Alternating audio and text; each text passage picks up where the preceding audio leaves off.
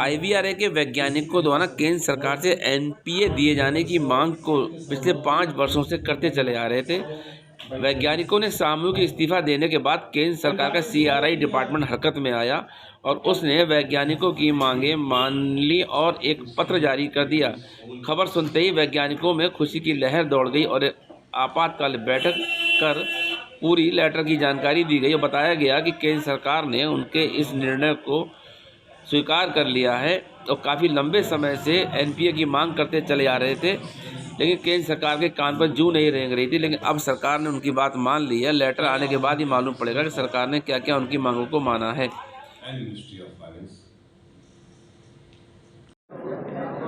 Non practising allowance movement ये सुगबुगाहट इसकी काफ़ी पहले हो चुकी थी।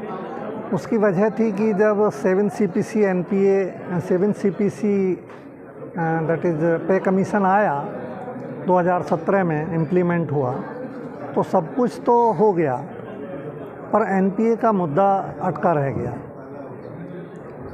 NPA उसमें क्लियर नहीं हो पाया कि क्योंकि जब आया था शुरू में ये 7 CPC तो उसमें था कि भाई नए पे स्केल दिए जाएंगे और जो अलाउंसेज हैं वो बाद में डिसाइड किए जाएंगे। तो बाकी अलाउंसेज भी डिसाइड हो गए, टीए भी हो गया, HRA भी हो गया, NPA फिर भी मिस कर गया। तो ICR का क्या है कि ये हर अलाउंस को देने के लिए फाइनेंस मिनिस्ट्री से कंकरेंस लेता है। इसने NPA का कंकरेंस या तो जानबूझ के डिले हो गया या जो जैसे भी हुआ है डिले हो गया।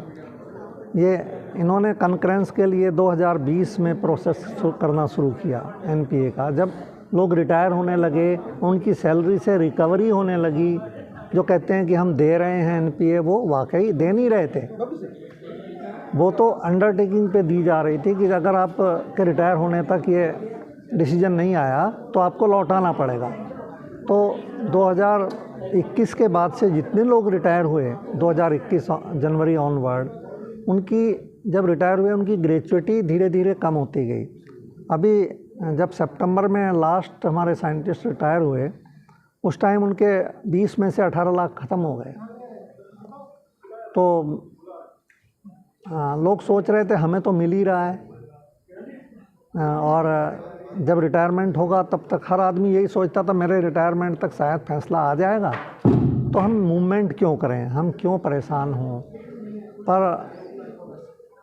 अभी 2022 में सितंबर में जब 42 लोगों का प्रमोशन हुआ, प्रमोशन करते वक्त उनका NPA ख़त्म हो गया क्योंकि उनके पास ऑर्डर नहीं थे। गलती इनकी भी नहीं थी, इनके पास कोई ऑर्डर नहीं था, फाइनेंस से अप्रूवल नहीं था।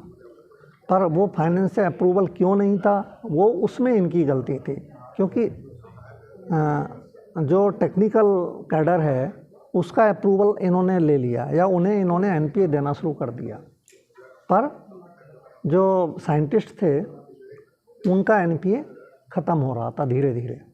और स्थिति ये थी कि पहले किसी इंस्टीट्यूट में 6th पे कमीशन के हिसाब से चालू था, किसी में 7th के हिसाब से चालू था, किसी में कुछ भी नहीं था, किसी में आधे लोगों को मिल रहा था, 7th आधों को मिल ही नहीं रहा था। तो वो सारी प्रॉब्लम थी। उस वजह से साइंटिस्ट थोड़े से निराश थे कि भाई ये क्या हो रहा हमारे साथ। और उस निराशा की वजह से भाई इसका कोई सॉल्यूशन निकलना चाहिए। तो पिछले साल रिप्रेजेंटेशन भेजने शुरू किए महीने पे 15 दिन पे, पर उन रिप्रेजेंटेशन का कोई रिपरकशन सिवाय इसके कि हम कर रहे हैं, हम जल्दी कर रहे हैं, आप 15 दिन दो, आप 20 दिन दो, वो चलता रहा। पर जब ये हमने इन्हें 3 फरवरी को ये डेट दे दी कि हम फलां दिन ये करेंगे, फलां दिन ये करेंगे, एंड वी विल स्टिक, और हम उस पर टिके रहे कि हम वो उस डेट को वही करेंगे। 7 तारीख हमने दी थी कि हम सब रेजिग्नेशन दे देंगे टीचिंग से। तो उस रेजिग्नेशन के देने के बाद 3 तारीख को वक्त का पहिया थोड़ा तेज़ी से चलने लगा।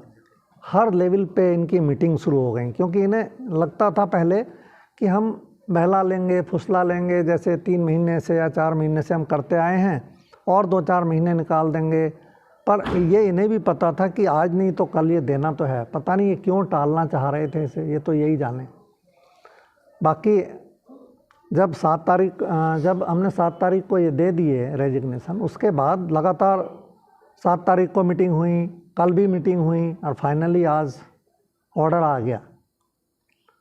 और इस ऑर्डर को ये अब इम्प्लीमेंट करेंगे, नेचुरली जल्दी करेंगे, उम्मीद है मुझे। 17 से होगा इम्प्लीमेंट। सर, क्या आपको लगता है कि ये आपका रिजिग्नेशन जो आपने अभी मीटिंग हुई थी 3rd या 7th को, अगर ये नहीं होती तो क्या आपको लगता है कि फिर प्रोलॉन्ग होता या अभी नहीं होता ये?